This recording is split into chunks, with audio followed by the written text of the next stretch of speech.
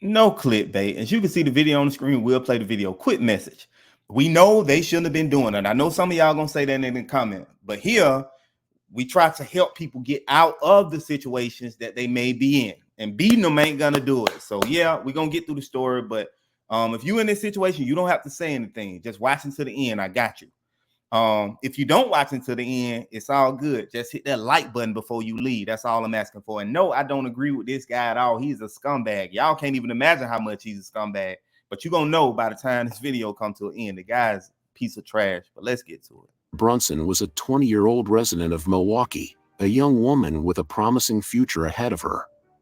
She was described as a compassionate and ambitious individual, eager to make a difference in the world around her. Kania Bruson initially aspired to become either an orthodontist or a veterinarian, driven by her passion for dentistry or animal care.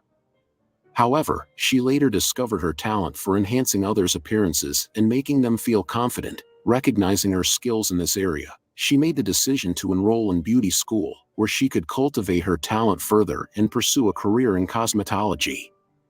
Despite her young age, Kania was already making strides towards her goals, eager to embark on a career path that would allow her to positively impact the lives of others. In Kania Bruson's life, there was a man who would ultimately become intertwined with her fate, Sultan Sharif, a married individual with whom Kania was secretly involved. The nature of their relationship was shrouded in secrecy, as Kania's family and friends were unaware of the affair she was having with Sharif. Despite being married, Sharif engaged in a secret relationship with Kania, leading a double life that would ultimately have devastating consequences. The relationship between Kania and Sharif began when Kania was still a teenager. All right, pause. Listen, young ladies, if a man over 25, I'm gonna say, but probably over 21, it's kind of tricky. But listen, a grown man, overly grown like this, young ladies, I don't care what he tell you, he is a scumbag. If he's willing to date you and you're a teenager and he's this age, he's a scumbag. Run. I don't care what he tells you. I don't care if it make you feel grown and all that. He is no good. And the men can come co-sign me in the comments if you think I'm lying. But let's continue. Kania's story took a chilling turn when she made the brave decision to inform Sultan Sharif's wife about their relationship. On the tragic night of September. Okay, one more other thing. Do not. It's better to leave the person alone. And I know it's hard. That's why I'm gonna get into some solutions at the end. But it's better to leave than go tell the man's wife. Trust me, because she might not be reasonable. And don't believe what he's saying. Most men are not going to leave their wife. Trust me. Even if they tell you, hey, man, I'm going to leave, baby, and this. Hey, don't get in that serious with him until you leave.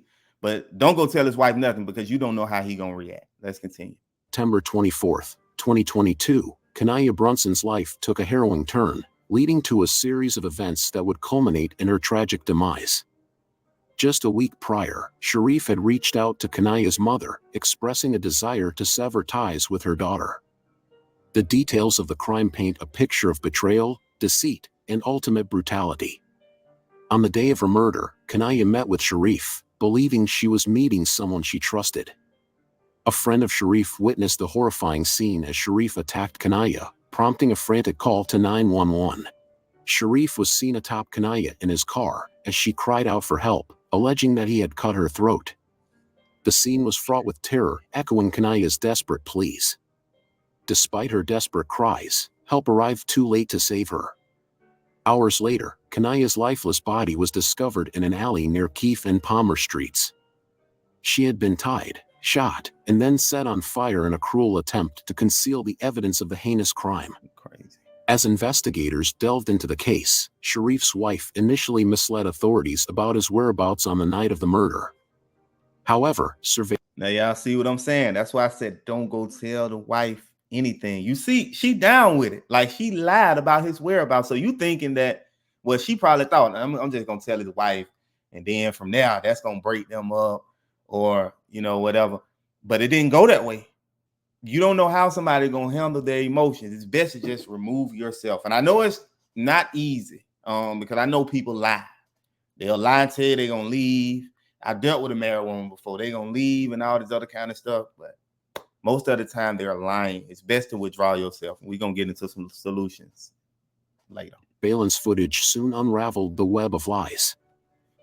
The aftermath of Kania's murder brought further anguish to her family as they grappled with the devastating loss of their beloved daughter.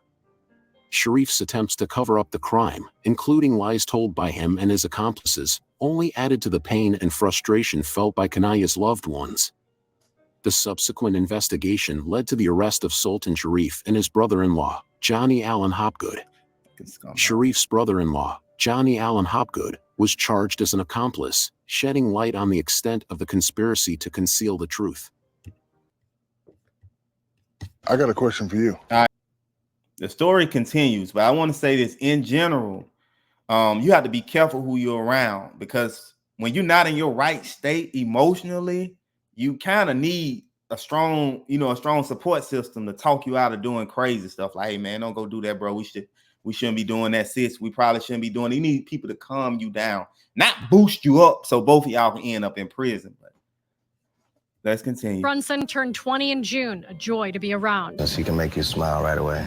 Brunson wanted to be an orthodontist or a vet, later learning she was good at making others look good, so she enrolled in beauty school. She actually taught me how to put on eyelashes and do my eyebrows. This is Brunson leaving home the morning of September 24th, texting her mom a smiley. I wasn't even there 30 minutes and they called and told me her car was found. And I knew then, at that point, like something happened to her. The day of the murder, police say Brunson met up with a married man she'd been seeing, Sultan Sharif. Strangely, he'd reached out to Brunson's mom a week earlier. He goes on to say, I want to be done messing with your daughter, but she's reaching out to my wife. September 24th, a friend of Sharif's called 911 after he says he saw Sharif on top of the victim in Sharif's car and that the female stated, "He cut my throat." She was screaming and pleading for help. Police didn't locate the two then, but hours later were called to an alley near Keefe and Palmer where Brunson had been tied, shot, and then set on fire. She was everything to me. She was everything. And this is the most hurtful feeling. Police interviewed a number of people, including Sharif's wife, who claimed he'd been with her the night of the murder, which the complaint says was debunked through video evidence. And they think that they're going to be out here and live their normal life after they, helped with this. Sharif's brother-in-law, Johnny Allen Hopgood, is charged as an accomplice. It's still hard to believe that she's not, here with us. Milwaukee County Circuit Court Judge David Swanson sentenced Sultan Sharif, a repeat offender, to life imprisonment for the brutal murder and mutilation of 20-year-old Kania Bruson. The court set Sultan Sharif's bond at $500,000, while Johnny Allen Hopgood's bond was set at $50,000. Both defendants awaited their trials behind bars, as the community grappled with the horror of Kania Brunson's untimely death. All right, and there you have it. Like the video if you have not liked the video. Very sad story. Condolences to the family. Touchy. Predator-like behavior. Emotionally disgusting men. It's sad. But if you're in this situation, number one, as I said before, it's a 97% chance that the person is not going to leave their spouse. Hear me well. 97%, 3% leave. If you think I'm lying, go find some other people that have dealt with married women or married men before and ask them if the person left their spouse.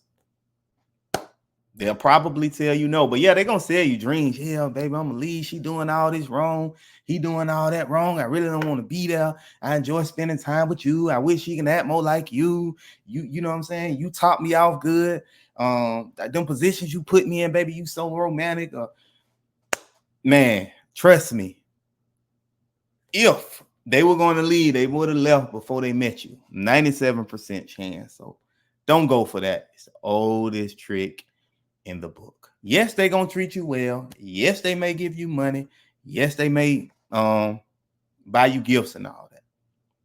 Yeah, that's what they do. Number two, I said this earlier, do not go telling their wife or their husband anything, because it may not go how you think it's gonna go.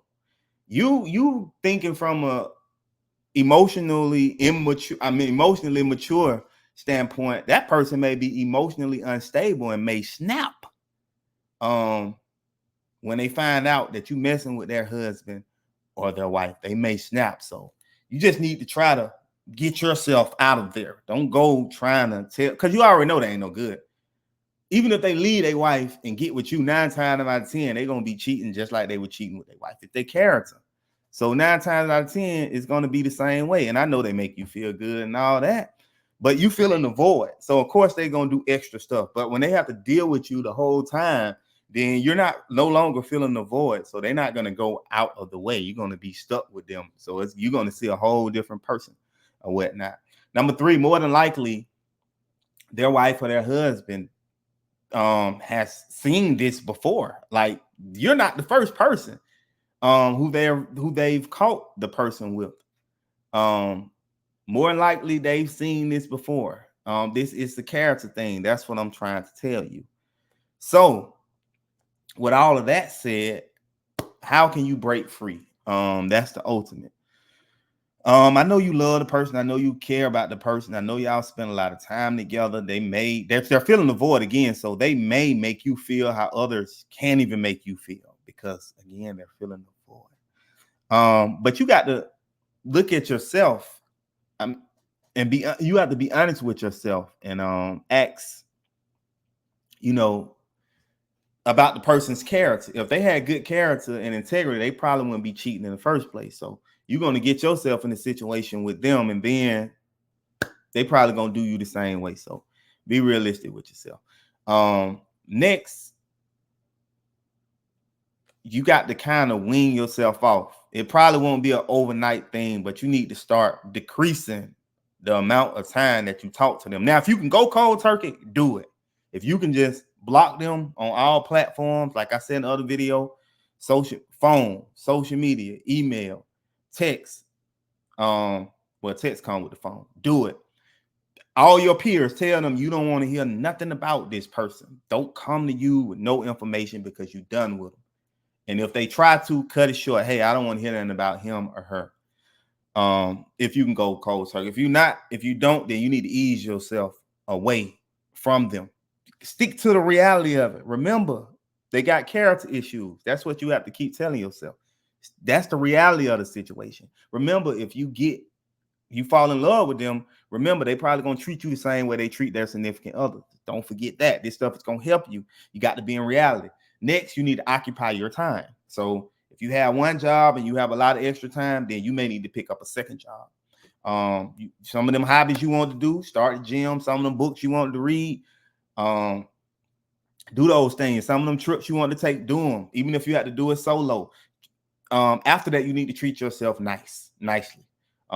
Take yourself out to lunches, take yourself out to dinner, spas, massages. Treat yourself nicely, because you need to build yourself back up. Next, if you can get into some form of counseling or therapy and let them know that this is the issue you're having and you're trying to hold yourself accountable, do it. They will help you a lot when you come to because it's confidential. When you come to them and you're able to talk to them about it, they can help guide you and keep you away from that. And you can follow up with them. Even if you slip, you can still talk to them about it, and they can help you through it or whatnot, guide you through it. They can't give you the answers, but they're going to guide you through it. And then they'll get to the root of the issue on why you opted to deal with a married person in the first place. So that's what I have for you. If you're going through this, I'm in your prayers. I'm rooting for you. I'm supporting you from a distance. If you don't have nobody else supporting you, I know it's not easy, but also I know you could do it. You beat out millions of sperm cells to get here. So you are important,